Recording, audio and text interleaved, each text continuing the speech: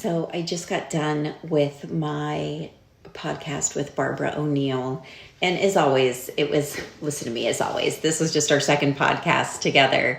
But it's just so organic and flows so beautifully and naturally. And she had told a story that immediately God impressed upon my heart. He wanted me to share one of my most humbling stories that was 11 years ago. And I knew I was supposed to share it. And I haven't shared this story in a couple years. And I got really emotional because it's been a while. And it was about the day I gave our stroller away. And Kennedy was a baby. Kennedy's my third. So I had Kendall and Caden as toddlers. Kennedy as a baby.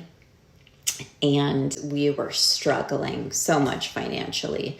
I had postpartum depression. I was supposed to go back to teaching right away after 6 weeks, and I tried.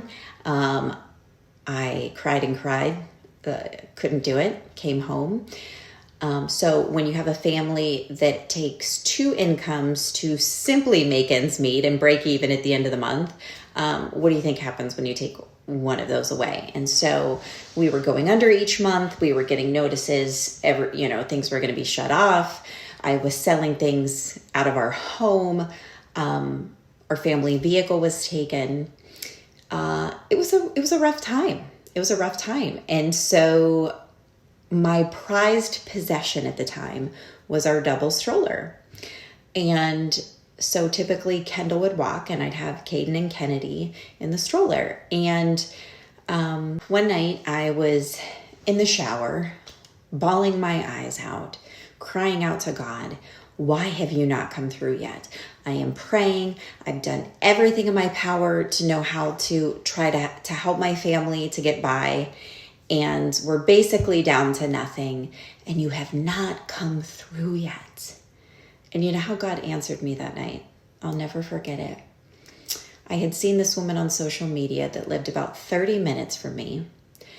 And she had a set of twin boys that needed a lot of medical attention. And she had a lot of trips to the hospital. She also didn't have a vehicle. And he immediately, plain as day, impressed upon my heart that I was to give my double stroller to her.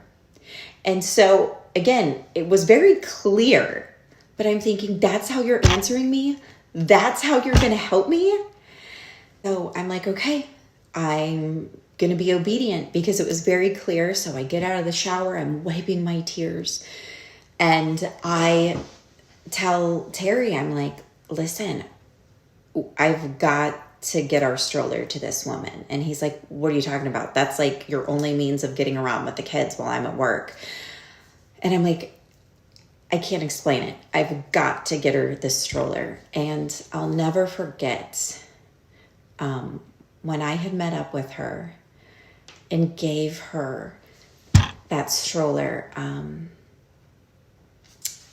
After I left her, I had tears streaming, and they were no longer tears of pity and anger and sadness and poor me, but it was pure joy.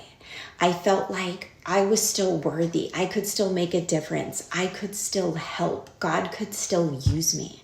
And it was overwhelming. And as God is my witness, I don't even remember the exact turn of events that happened after that. But I know it was very quickly that life started to change and to get better and to get easier. And finances were helped.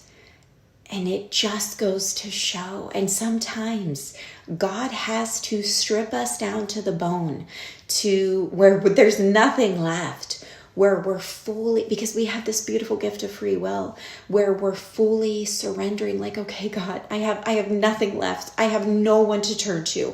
I have nothing to do. I need you, please.